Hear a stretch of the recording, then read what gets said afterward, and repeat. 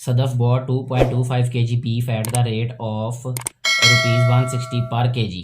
ठीक है, 2.25 ख़रीदा और 160 रुपीज़ पर kg ख़रीदा। तो हम साथ साथ ही फाइंड कर लेते हैं cost of beef. Cost of beef ये है हमारे पास 2.25 मल्टीप्लाई बाय 160।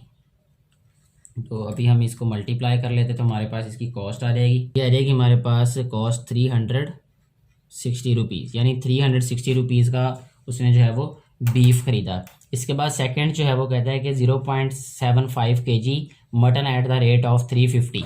यहाँ पे हम कॉस्ट ऑफ मटन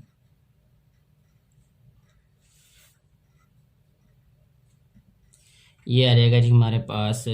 सबसे पहले हम वेट राइट कर रहे हैं यहाँ पे, तो वेट है इसका 0.75, फिर कॉस्ट राइट कर रहे हैं जो कि है 350 रुपीज़। तो यह आ जाएगा हमारे पास 0.75 मल्टीप्लाई 350, 262.5 रुपीज़। अच्छा, इसके बाद 2.35 kg chicken eight the rate of 170 पर kg। यहाँ पे हम राइट करेंगे चिकन की कॉस्ट ऑफ चिकन। अच्छा जी, ये है जी हमारे पास 2.35 मल्टीप्लाई बाय 170।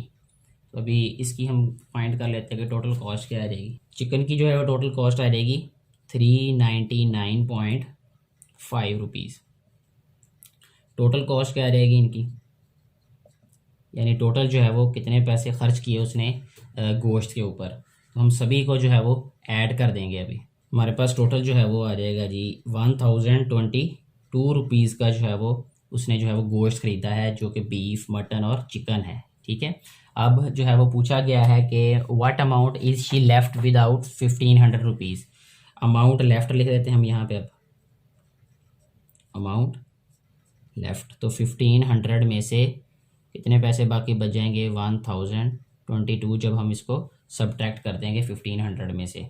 तो अभी